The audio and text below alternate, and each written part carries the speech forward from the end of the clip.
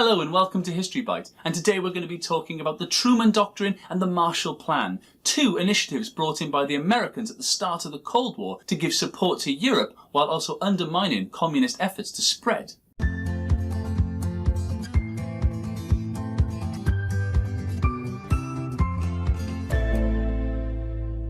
So first, let's give some background on what the Truman Doctrine was. By 1946, the USA and the Soviet Union had lost trust in one another.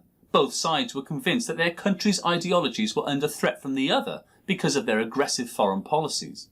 Maybe more disturbing was the fact that the detonation of the USA's atomic bombs on Japan had now brought a new era of international relations that would be dominated by a thirst for these new weapons. George Kennan's long telegram in 1946 had shown the USA that the Soviet Union were planning to expand communism and destroy capitalism, while the Novikov telegram that same year had informed the USSR that America were planning to use mass weapon build-ups to dominate the world. Both telegrams had shown the dislike each nation had felt for the other. But would there be a war? Truman didn't think so because he felt the USSR couldn't match the Americans for military power at that time.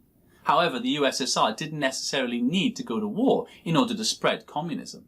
This was because Europe was in ruins after World War II, and many homes and factories and transport links had been destroyed.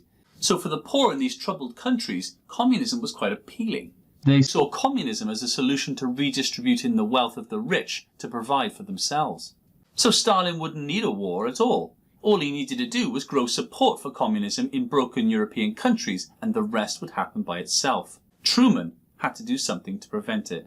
But before we look at the Truman Doctrine, we have to try and understand whether Truman's fears of communism were actually real. And to do that, we need to start by looking at Greece. By 1947, almost all of Eastern Europe had fallen under the influence of communism, and it seemed that Greece was likely to fall next.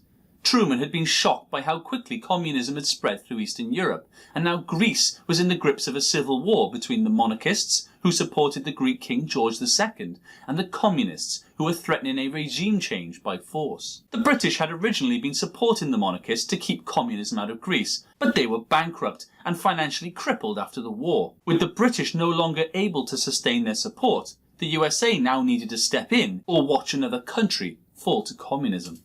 And this is where the Truman Doctrine comes in, because on the 12th of March 1947, Truman delivered a speech to the US Congress, where he announced a $400 million economic aid package to Greece and Turkey. Turkey had been another country being threatened by the Soviet expansion, this time in the Black Sea. We shall not realize our objectives, however, unless we are willing to help free peoples to maintain their free institutions and their national integrity against aggressive movements that seek to impose upon them totalitarian regimes. So now the Truman Doctrine was America's way of pledging their support, their money, their advice and their equipment to any country that they felt were under threat from outside takeover. Truman had been very clever not to say communist takeover, but the meaning was well understood. However, this speech that Truman made and the support he was giving to Greece had huge consequences for America. Truman now conceded that Eastern Europe had become communist, and so his aim was not to reclaim them for democracy, but to stop any further spread. This policy later became known as containment, which meant to hold the spread of communism back by any means. No longer was America adopting their isolationist stance, a position they'd previously taken which focused on staying out of European affairs. But now America seemed set on playing a much larger, longer-term role of intervention in Europe. America now saw its responsibility as protecting the world from communist spread. So now we've talked about the Truman Doctrine, we now need to talk about the Marshall Plan, because the Marshall Plan and the Truman Doctrine go hand in hand in giving support to Europe. The USA had not suffered as much damage to their mainland and industry in World War II like the other European countries had, so it was in a good position to give economic support to Europe. 3 months after Truman's speech, a plan was hatched to do just that. The Marshall Plan was the brainchild of George C. Marshall. Marshall was a military man and during World War II had served as the Army's Chief of Staff. He oversaw the US military strategy and was one of the key figures behind the Grand Alliance's victory. After the war, he retired and became Harry Truman's Secretary of State and came up with his European Recovery Plan, which would begin in 1948. The Marshall Plan was quite simple. Give financial help to countries that needed it, allow them to build up their industry and fix their economies, and in doing so, prevent them from wanting to turn to communism as a support mechanism.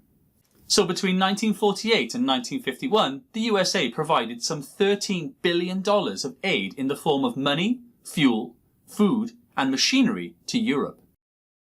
But in doing this incredibly good deed to help re-establish Europe, they also had their own interests at heart, because these new markets and the new money flowing around Europe could increase demand for US exports. So we've got the Truman Doctrine and the Marshall Plan, and these are giving support to Europe. But what consequences did they have on international relations? On the positive side, the Marshall Plan actually worked. It won over many grateful European countries to the USA's side. The countries that received Marshall aid didn't need to turn to communism as a saviour, so it was a huge win for capitalism over communism. Also, the economies of countries that had received Marshall aid grew by at least 25%, putting their industries back on their feet.